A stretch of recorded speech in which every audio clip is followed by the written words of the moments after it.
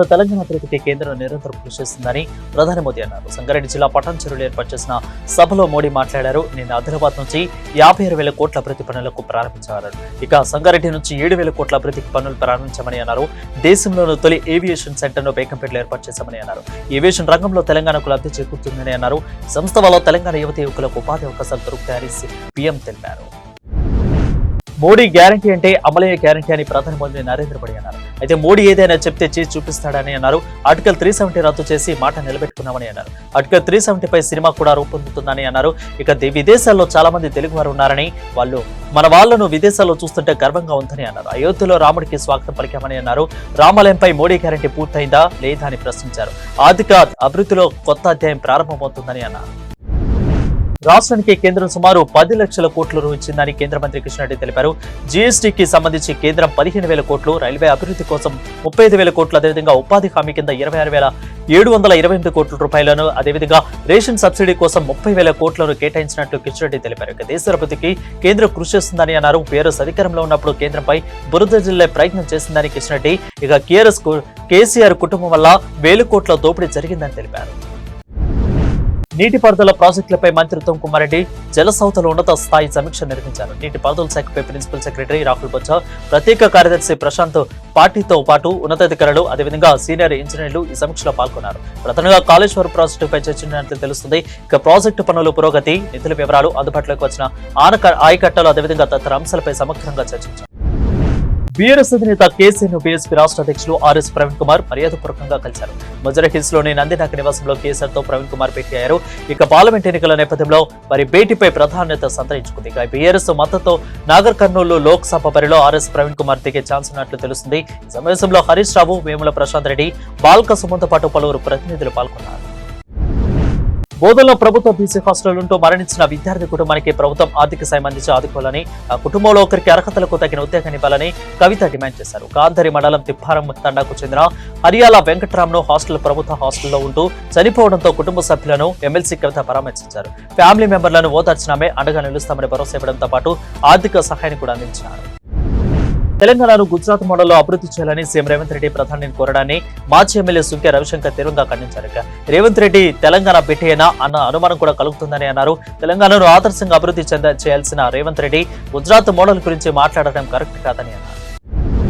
మాజీ మంత్రి శ్రీనివాస్ గౌడ్ కి హైకోర్టులో చుక్కెదురైంది. తనకు ప్రాణహాని ఉందని 4+4 గన్మెన్లకు కేటాయించాలని శ్రీనివాస్ గౌడ్ హైకోర్టులో దాఖలు చేసిన పిటిషన్ కోర్టు కొట్టివేసింది.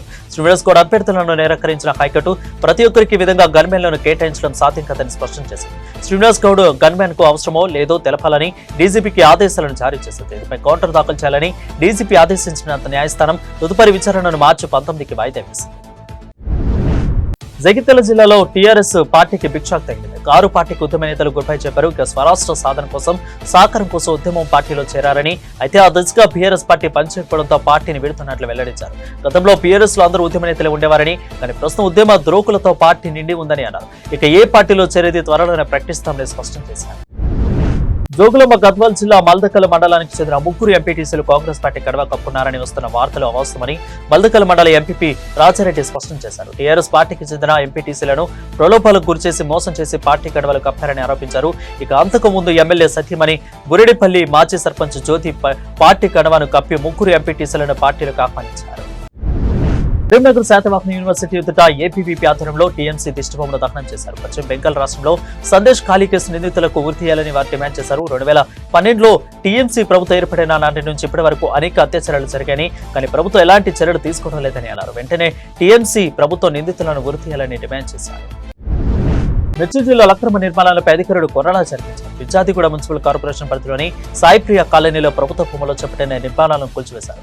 సీలింగ్ భూములను ఫ్లాట్లుగా చేసి విక్రయిస్తున్న గుర్తించి అధికారులు ఆ స్థలాలలో వెలిసిన భూముల్లో అక్రమ నిర్మాణాలను నేలమట్టం చేశారు.